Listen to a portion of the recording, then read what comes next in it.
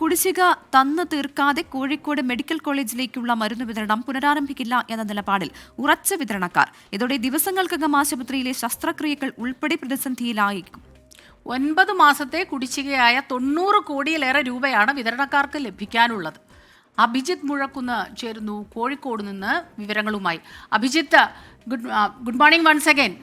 ഇങ്ങനത്തെ ഈ ഒരു കുടിശ്ശിക ലഭിക്കാതെ ഇത്തരം പ്രശ്നങ്ങൾ പ്രതിസന്ധിയിലാകുന്ന കാര്യങ്ങളൊക്കെ നേരത്തെയും ഉണ്ടായിട്ടുള്ളതാണ്. ഇപ്പോൾ അത് വീണ്ടും ഈ കുടിശ്ശിക തീർക്കാൻ എന്താണ് പ്രശ്നം?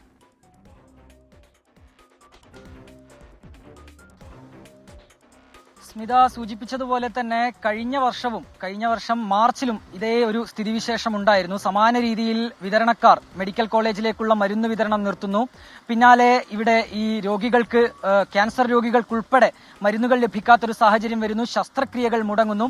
പിന്നീട് ഒരു സമവായ ചർച്ച നടത്തി കുടിശ്ശിക കൊടുത്തു തീർത്താണ്, കുടിശ്ശികയുടെ 30% കൊടുത്തു തീർത്താണ് പിന്നീട് മരുന്ന് വിതരണക്കാർ വീണ്ടും ഈ വിതരണം പുനരാരംഭിച്ചത്. ഏതായാലും സമാനമായ രീതിയിലേക്കുള്ള ഒരു പ്രശ്നം മെഡിക്കൽ കോളേജിൽ ഉണ്ടാകുന്നു എന്നുള്ളതാണ് പ്രധാനപ്പെട്ട കാര്യം. ഇന്നലെയാണ് വിതരണക്കാർ മെഡിക്കൽ കോളേജിലേക്കുള്ള മരുന്ന് വിതരണം അവസാനിപ്പിച്ചത്.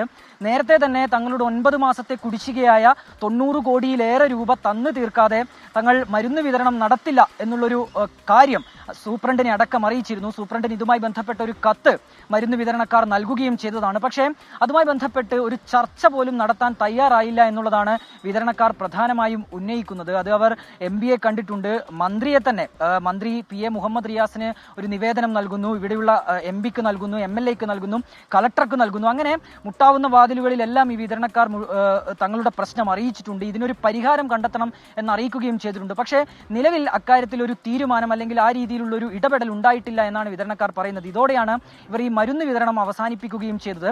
ഇതിലൊരു പ്രധാനപ്പെട്ട പ്രശ്നം, സർക്കാരിൽ നിന്ന് 225 കോടിയോളം രൂപ കോഴിക്കോട് മെഡിക്കൽ കോളേജിന് ലഭിക്കാനുണ്ട്. അത് ഈ ഇൻഷുറൻസ് ഒക്കെ നൽകിയ വകയിലാണ് 225 കോടിയിലേറെ രൂപ മെഡിക്കൽ കോളേജിന് ലഭിക്കാനുള്ളത്. ഇത് നൽകിയെങ്കിൽ മാത്രമേ ഈ കുടിശ്ശിക കൊടുത്തു തീർക്കാനാകൂ എന്നുള്ളൊരു നിലപാടിലാണ് മെഡിക്കൽ കോളേജ് അധികൃതരുള്ളത്. ഏതായാലും ഏറ്റവും പ്രധാനപ്പെട്ട കാര്യം, നിരവധി, അതായത് സമീപ ജില്ലകളിൽ നിന്നുള്ളവർ പോലും ആശ്രയിക്കുന്ന മെഡിക്കൽ കോളേജാണ്. ഒരുപക്ഷെ കുറച്ച് ദിവസത്തേക്ക് മാത്രമുള്ള മരുന്നുകൾ മാത്രമാണ് ഇവിടെ സ്റ്റോക്ക് ഉണ്ടാവുക.